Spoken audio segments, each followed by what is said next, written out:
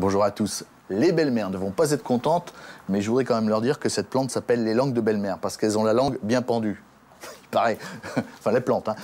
Vous savez qu'on peut bouturer par les feuilles ces langues de belle-mère, de même que l'on peut bouturer par les feuilles ces bégonias rex, qui sont magnifiques, qui ont des feuilles colorées et splendides.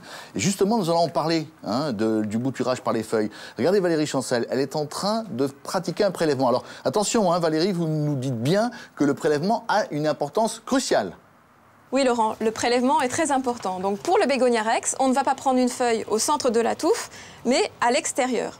Donc, je vais prendre mes ciseaux, couper à la base du pétiole, et je vais découper un petit morceau de feuille, un gros timbre-poste, voilà, couper aussi le pétiole. Et ensuite, je vais pratiquer des incisions avec mon cutter.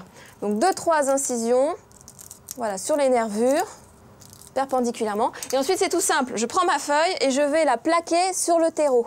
Donc, un mélange terreux qui est constitué moitié de sable, moitié de tourbe.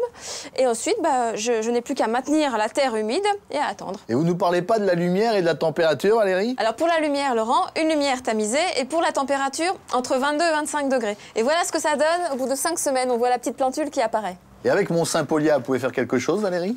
Oui, Laurent, c'est très simple à bouturer. Encore plus simple même. Il suffit de trouver une feuille avec un très long pétiole. Voilà. Ouais. Je coupe à la base, donc très long le pétiole, parce qu'on va piquer la feuille dans le mélange de sable et tourbe.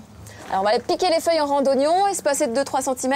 Attention, elles ne doivent pas se toucher. Ah. Et le limbe, la base de la feuille ne doit pas toucher la terre non plus, sinon ça pourrit. L'arrosage? Alors, l'arrosage, surtout pas de vaporisation sur le feuillage dufteux, on arrose à côté. On arrose à côté. Merci Valérie, au revoir à tous. Au revoir.